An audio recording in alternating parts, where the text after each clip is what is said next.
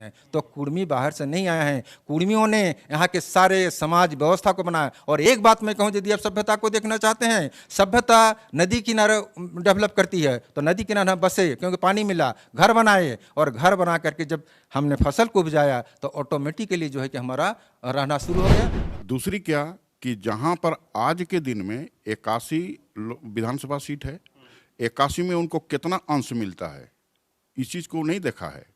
81 में आप कहाँ हैं? आप 28 ठो में हैं और बाकी हैं। आप एक भी कानून पास नहीं कर सकते हैं विधानसभा से, क्योंकि आपको सपोर्ट करने वाले कोई वहाँ नहीं मिलेंगे। तो जब आप हमको शामिल करेंगे तो संख्या के आधार पर आपकी जो है सो रिजर्वेशन भी होगा और एमएलए विधायक सीट भी सर, आप ये बताए ना हकमारी की बात के, अभी अर्जुन मुंडा ने 4 जाति को धांगड़, पातर, भोक्ता और तमड़िया को किया उस हाँ किया। उस समय हकमारी नहीं, इसके पहले भी और लोगों का प्रपोजल है, अभी भी चलेगा।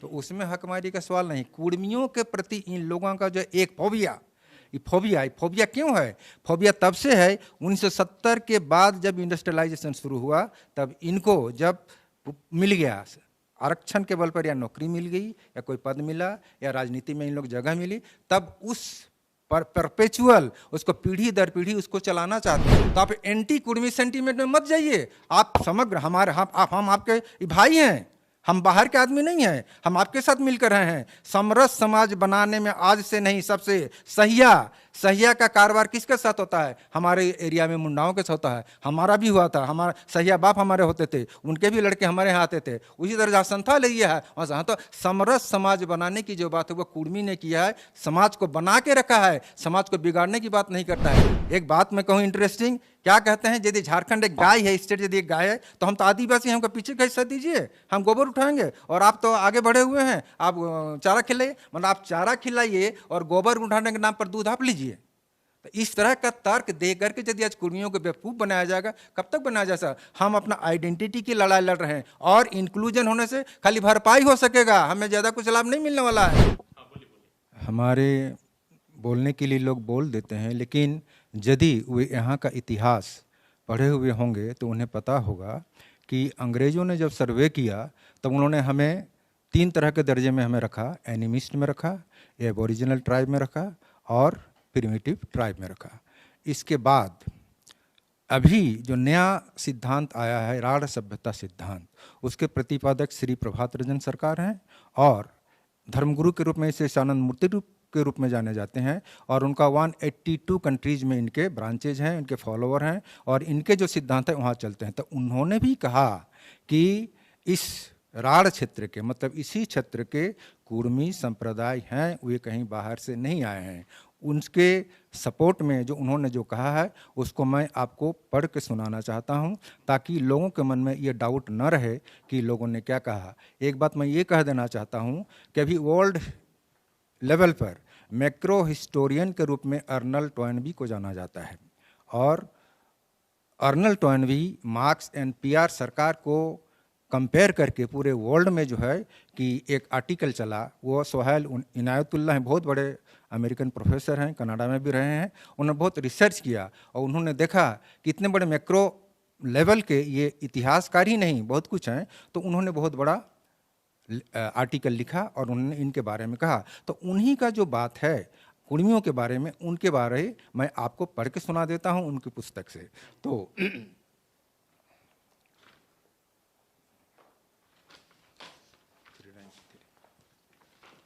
वे लिखते हैं, ये किताब है बंगला एंड बंगाली, और क्या है पुस्तक का नाम? बंगला वो बंगाली, श्री प्रभात रंजन सरकार। उसमें वो लिखते हैं, आजकल केव को बोले था केन महातोरा ना कि शिवाजीर वंशधर, पश्चिम राढ़ हाल बलदेर साहाয্যে এরা কৃষির ব্যবস্থা প্রবর্তন করেছিলেন বলে অন্যেরা শ্রদ্ধার সঙ্গে এদের মহাত্মন বলে সম্বোধন করতেন, যা পরবর্তীকালে হয়ে দাঁড়িয়েছে মাহাতো। মাহাতো জনগোষ্ঠীর সভ্যতা অন্ততপক্ষে 7000 प्राचीन, 7000 ईयर्स। तारा पश्चिम राढ़ माटीर संतान, ये कहते हैं ये पश्चिम राढ़ के ये मिट्टी की संतान है, ये कहीं बाहर से नहीं आए हैं। ये किताब में लिखा है। अब आगे किताब में हम पर ये प्रश्न उठाया जा रहा है कि हम बाहरी हैं, वे अंदर के हैं, हाँ हम बाहर से आए। तो इस संबंध में मैं ये कहना चाहूँगा कि करम राजा को हमारे उरांव कम्युनिटी में, जो कि एक रांची के पश्चिम साइड में बसी हुई है, वो उनको जाना कब, जब वे मध्य प्रदेश से मुगलों के आक्रमण से वे माने अपने अस्तित्व को बचाने के लिए चले और रोहतासगढ़ में करम राजा ने उन्हें बचाया। लेकिन करम राजा की पूजा हमारे यहाँ सदियों से हो रही है। हमने करम राजा हमसे रिलेटेड है। उसका एकमात्र कारण है कि करम राजा में जो फूल चढ़ाया जाता है, दोहाई करम राजा में, वो धान की पत्ती, वहाँ गेंदे का फूल नहीं चढ़ाया जाता है। और करम के जितने भी गीत हैं वो इतने प्राचीन हैं, उनको कहना नहीं है। कहने का मतलब है कि ये कम्युनिटी बाहर से आकर जो यहाँ पर जिन्होंने प्रणयन किया उत्सवों का, रिवाजों का, उसको अपनाया। अब रही बात मुंडा इनसे पहले के हैं, लेकिन मुंडा के बारे में एस.सी. रॉय ने क्या कहा है, करम फेस्टिवल और मुंडा के बारे में कौन सी पुस्तक? एक पुस्तक है the Mundas and their country, Sarat Chandra Roy ने 100 साल पहले लिखी है। उसमें ये करम फेस्टिवल पर लिखते हैं, the festival is celebrated only in certain Munda families and has evidently been borrowed में लिया गया है from their Hindu neighbour. Hindu neighbour के मतलब कौन थे? कुर्मी छोड़ के तो हाँ कोई नहीं था। हमें हिंदू कहा जा रहा है, वो इसलिए कहा जा रहा है हम क्रिश्चियनिटी में कन्वर्ट नहीं हुए थे, अदरवाइज आज हमारी भाषा भी अमेरिका पहुंच गई होती। ओपी बोर्डिंग की बात करिए या कर्नल हॉफमैन की बात करिए, वो पहले हमारी कुरमाली को पढ़ते और कुरमाली को पहुंचाते अमेरिका तक। लेकिन हमारी गलती हुई, गलती नहीं कहेंगे, हमने अपने अस्तित्व को बरकरार रखा, हम कन्वर्ट नहीं हुए। तो इसको मद्देनज़र रखते हुए, हमारी ओरिजिनलिटी को देखते हुए हमें दाद देना चाहिए कि हमने अपनी भाषा को, अपनी संस्कृति को बचाए रखा। हमारे कार्तिक उरांव जी जो थे, बहुत हमारे सम्मानित व्यक्ति हैं, उन्होंने यहाँ की संस्कृति को बचाने के लिए कहा कि यदि सब कन्वर्ट हो ही जाएंगे तो फिर क्रिश्चियनिटी में क्या होगा, इंग्लिश संस्कार आ जाएगा। आ गया है, 3 पीढ़ी जो बने हुए हैं, देख लीजिए। तो उनको बचाने के लिए उन्होंने चलाया सरना धर्म को संरक्षित करने का मूवमेंट, और अभी भी उनके बहुत सारे फॉलोअर हैं। तो अभी भी हम भी सरनावलंबियों के साथ हम भी हैं, और हम कहते हैं कि सरना धर्म को आप बचा लीजिए। और अभी हमारा जो रेल रोको हुआ, उसमें हमारे 3 डिमांड थे।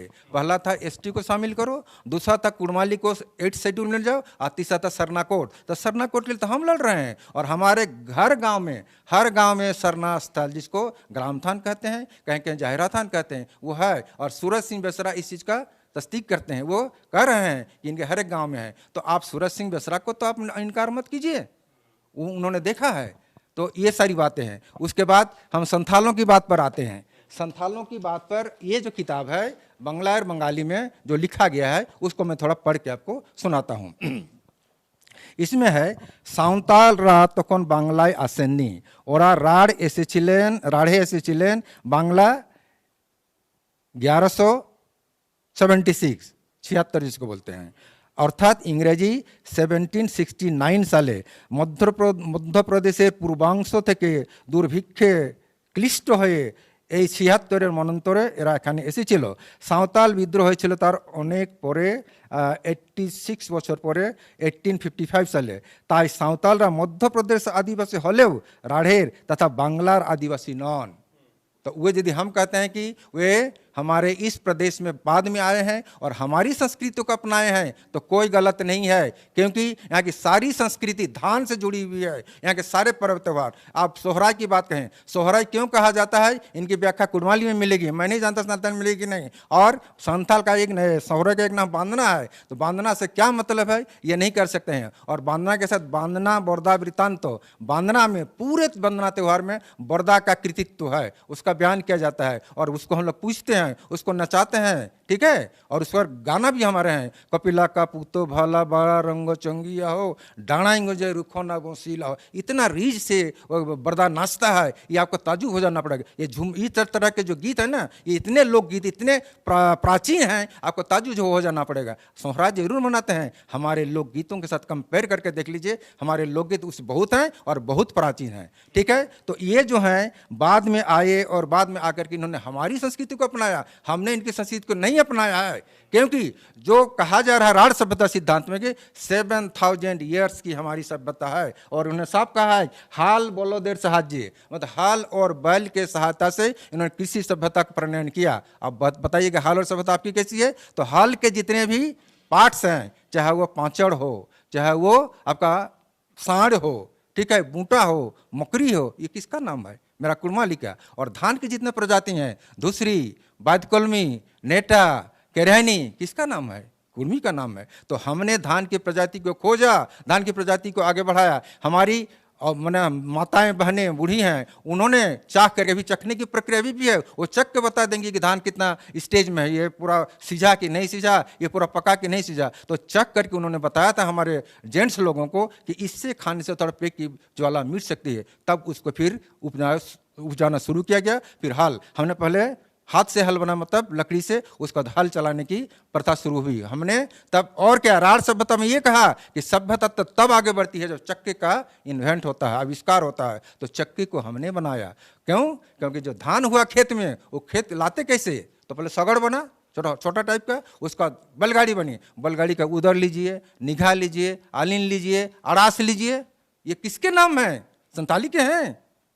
मैं किन्हीं पर आक्रमण नहीं करना चाहता हूं। मैं रिसर्चर और जो ऑब्जर्वर हैं, जो मेरी बातों को सुन रहे हैं, वह इस पर गहन अध्ययन करें और दिखाएं कि कुर्मियों ने सिर्फ कृषि को जन्म ही नहीं दिया, उनके सारे औजारों को बनाया और धान की प्रजातियों को खोजा और आगे तक बढ़ाया। और जेंदे जेंदे पानी की सौत, तेंदे तेंदे कुर्मी की जोत। और हमारी जो है सभ्यता हॉराइजेंटल, माने हॉराइजेंटल, मोन्यूमेंटल नहीं है, हॉराइजेंटल आगे बढ़ी। सब नदियों के किनारे से होकर के, चाहे वो सोनरेखा हो, कंसावती हो, दामोदर हो, खड़काई हो, सब नदी किनारे में चलते। इसीलिए आज भी हमारे जो कुर्मी इस अंचल से वहाँ गए हुए हैं, आज सोनरेखा में आकर के अपना हड्डियों को गाड़ते हैं। ये सबसे बड़ा प्रमाण है।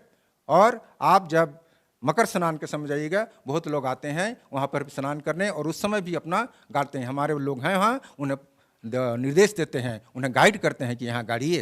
तो इस तरह की बातें हैं। लेकिन अनर्गल बातें बोल करके हम यहाँ के माहौल को समरस और समरस समाज को शुरू से बनाने में कुर्मियों का यथेष्ट योगदान है। गांव की व्यवस्था को देख लीजिए, हमारे जो गांव चलाते हैं, जो हमारे जमींदार हुआ करते थे या हेडमैन कहिए, वे अलग अलग लोगों के लिए अलग अलग जगह अलॉट किए हुए हैं। जैसे मुंडा, हम मुंडाओं को भी हमने बसाया है। मुंडा जो पहानगिरी करते हैं, वे हैं हमारे जितने नापित हैं, जो कोल जो हमारे बनाते हैं, ये करमाली है, कमार जिसको बोलते हैं, उनका अलग अलग दिया गया है, उनको खेत दिया गया है। तो सारी व्यवस्था जो है हमारे लोगों ने किया। अब आप ये बताइए, हम यदि बाहर से आते तो इनको हम इतना अलॉट करते ज़मीन, और इनको उनकी सारा, आज भी हमारे यहाँ प्रचलन है, 1 साल में उनका जितना बनता है हर घर घर के सूचा धान दिया जाता है। ये सारी व्यवस्था जो है हम चलाते हैं। तो कुर्मी बाहर से नहीं आए हैं, कुर्मियों ने यहाँ के सारे समाज व्यवस्था को बनाया। और एक बात मैं कहूँ, यदि आप सभ्यता को देखना चाहते हैं, सभ्यता नदी किनारे डेवलप करती है, तो नदी किनारे हम बसे, क्योंकि पानी मिला, घर बनाए, और घर बना करके जब हमने फसल को उपजाया तो ऑटोमेटिकली जो है कि हमारा रहना शुरू हो गया। और रहने के बाद ही शादी होगा, ब्याह होगा, जितने संस्कार, अर्थात जन्म संस्कार, विवाह संस्कार, मरण संस्कार हमने बनाया, आज उसको फॉलो किया जा रहा है हमारे पहले। क्योंकि हर एक विवाह गीत में, हर एक चीज़ में जो छान ढड़ा कहते हैं, आपके जन्म के समय में कहाँ करता है, हमारा भी रिवाज है। क्यों? छान आवाज़ करते हैं ताकि बच्चा रोए, बच्चा को रोना जरूरत होता है। और विवाह में एक एक नेग पर, जिसको बोलते हैं इवेंट पर, हमारे चौक पूरने का विधान है, गाने का विधान है। इतना बारीकी से कोई अध्ययन करके ये तो हमें बता दे कि कुर्मी लोग बाहर से आए हैं। दूसरी बात है, राढ़ सभ्यता सिद्धांत के आलोक में आज छौ नृत्य आप चला गया बाहर, आप यहाँ की संस्कृति चली गई बाहर दूसरे देशों में, क्योंकि आनंद मार्ग का बहुत बड़ा व्यापक है, और उससे प्रभावित होकर यहाँ के झूमर पर रिसर्च करने वाले बाहर से आ गए। तो आज यदि कह दीजिएगा एंथ्रोपोलॉजिकल पॉइंट ऑफ व्यू से कि कुर्मी का संस्कार, हमारा गोत्र है साखवार, साखवार के किससे रिलेटेड है? कौन? पराशर मुनि से है न, कौन मुनि से है? न सांडल्य से है, न भारद्वाज से है।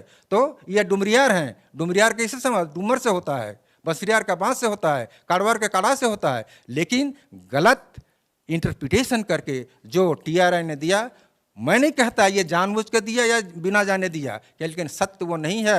हकीकत हकीकत है। सूरज को ढका नहीं जा सकता है, सूरज के कुछ देर के लिए ओझल किया जा सकता है। तो देखिए, जो शहर में लोग बना रहा है, कुछ लोग उस तरह से देखा देखी कर रहा है। आज के दिन में हम आपको उदाहरण देंगे कि शहर में चूंकि हमारा एक सिस्टम है और हमारा एक लक्षण जो है, वो लक्षण है कि हम संकुचित रहते हैं। हम अपनी भाषा को भी दो आदमी के बीच में बोल नहीं पाते हैं या ढंग से बोल नहीं पाते हैं, क्योंकि हमारी जो मातृभाषा है वो उधर छलक जाती है, जिसके चलते लज्जावश हम उस भाषा को दूसरा के सामने बोल नहीं पाते हैं। तो ये जो संकुचित है, इस संकुचित होने के कारण दूसरा का देखा देखी हम आज छठ मना रहे हैं। ऐसी बात नहीं है कि हमारा आदमी नहीं मना रहा है, कुर्मी छठ मनाते हैं, शहर नहीं मनाते हैं, लेकिन अगर वहीं पर कोई अगर एक बिहार का कोई परिवार है तो उसके साथ रह के वो लोग मना रहा है, तो उसमें कोई बड़ा चीज़ नहीं। लेकिन गांव में कोई गृह प्रवेश नहीं होता है।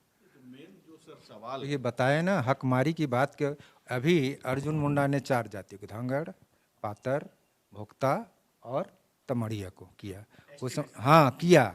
उस समय हकमारी नहीं, इसके पहले भी और लोगों का प्रपोजल है, अभी भी चलेगा। तो उसमें हकमारी का सवाल नहीं, कुर्मियों के प्रति इन लोगों का जो एक फोबिया क्यों है? फोबिया तब से है 1970 के बाद जब इंडस्ट्रियलाइजेशन शुरू हुआ, तब इनको जब मिल गया आरक्षण के बल पर, या नौकरी मिल गई या कोई पद मिला या राजनीति में इन लोग जगह मिली, तब उस परपेचुअल उसको पीढ़ी दर पीढ़ी उसको चलाना चाहते हैं। और हम कहते हैं यदि ये अपने ही लोगों का हित सोचे हुए होते तो आज जो ऊपर उठ गए हैं, क्रीमी लेयर क्यों नहीं लागू हुआ एसटी में, ये जवाब दें। और आप भी जवाब दीजिए, क्रीमी लेयर यदि लागू हो जाएगा तो गांव का जो एक शरणार्थ धर्मावलंबी है, जिसके बदन पर भी कपड़ा नहीं है, उसका तो कुछ लाभ होगा। मगर उसको ये क्यों नहीं सपोर्ट कर रहे हैं, क्यों नहीं क्रीमी लेयर लागू करना होने दे रहे हैं एसटी में? तो कल यदि एसटी में पूरे आ भी जाते हैं और क्रीमी लेयर, हम भी तो अभी क्रीमी लेयर में जो हम तो ओबीसी में अपना छोड़े हुए हैं, अपना जो सुविधा ओबीसी में छोड़े हुए हैं। तो यदि कल क्रीमी लेयर पूरे एसटी में लागू कर दिया जाता है आफ्टर इंक्लूजन ऑफ कुर्मी भी, तो बहुत सारे लोगों को आगे बढ़ने का मौका मिलेगा। अभी क्या हो रहा है, अभी एसटी के नाम पर जो भी फैसिलिटी, चाहे वो कोई जॉब का होगा, तो ऊपर से ही वो हाईजेक हो जा रहा है। जो आगे बढ़े हुए हैं वो लेते हैं, नीचे तबके के लिए किसी ने सोचा नहीं। तो कार्तिक उरांव साहब हमारे जो बहुत प्रेरक हैं, वे सोचे हुए थे यदि उनके लिए भी नहीं सोचा जाएगा, शिवा कच्छप वगैरह भी बात करते हैं, उनके लिए नहीं सोचा जाएगा तो वे बेचारे कब बढ़ेंगे? तो हमसे लड़ने की बात मत कीजिए। एंटी इंडिया सेंटीमेंट में आज पाकिस्तान बर्बाद हो गया, तो आप एंटी कुर्मी सेंटीमेंट में मत जाइए। आप समग्र हम आपके भाई हैं, हम बाहर के आदमी नहीं हैं, हम आपके साथ मिलकर रहे हैं। समरस समाज बनाने में आज से नहीं, सबसे सहिया का कारोबार किसके साथ होता है? हमारे एरिया में मुंडाओं के साथ होता है,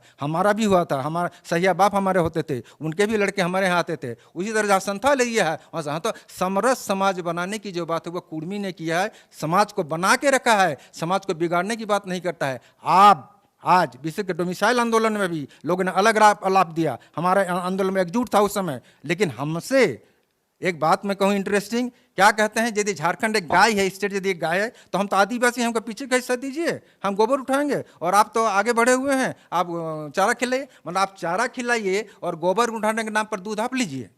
तो इस तरह का तर्क दे करके यदि आज कुर्मियों को बेवकूफ़ बनाया जाएगा, कब तक बनाया जा सकता? हम अपना आइडेंटिटी की लड़ाई लड़ रहे हैं, और इंक्लूजन होने से खाली भरपाई हो सकेगा, हमें ज़्यादा कुछ लाभ नहीं मिलने वाला है। 72 सालों में हमने जो खोया है, मतलब एक फॉर्म का दाम जब 1000 रुपीज़ होता है, हम खरीदते 1000 रुपीज़ में, आप खरीदते हैं 500 में। हमारे कितने कुर्मी, आप तो कुर्मी का गाँव का सर्वे कर लीजिए, हमारी माँ बहनों को आप देख लीजिए, आज भी बेचती हैं, लकड़ी बेचती हैं, पत्तल दोना बेचती हैं, उसको आपको ख्याल नहीं है। आप 2-4 कुर्मियों को देख ले शहर में, बोले कुर्मी बहुत आगे बढ़ा हुआ है। और कुर्मी आगे बढ़ा हुआ था धान के बल पर। आज धान की कीमत इतना कष्ट करके उगाएगा, वो 13 रुपया बेचेगा जब वो आएगा। तो आज जो 4 गो 5 गो मुनीस रखता था हमारा जमींदार, आज वो खुद जो है कि वो खटने के लिए आज मजबूर हो गया है। हमारा जमींदार आज जमींदार नहीं रहा, सिर्फ धान की कीमत नहीं मिली। जब तक धान को इंडस्ट्री का दर्जा नहीं मिलेगा कृषि को, तब तक किसान का ये जो स्टेटस है, ये जो दौलत का जो मूल्य है, वो मिल नहीं पाएगा। उसके लिए लड़ाई आप नहीं लड़िएगा। आप कुर्मी के फोबिया में ले, कुर्मी को कैसे हम नीचे करें,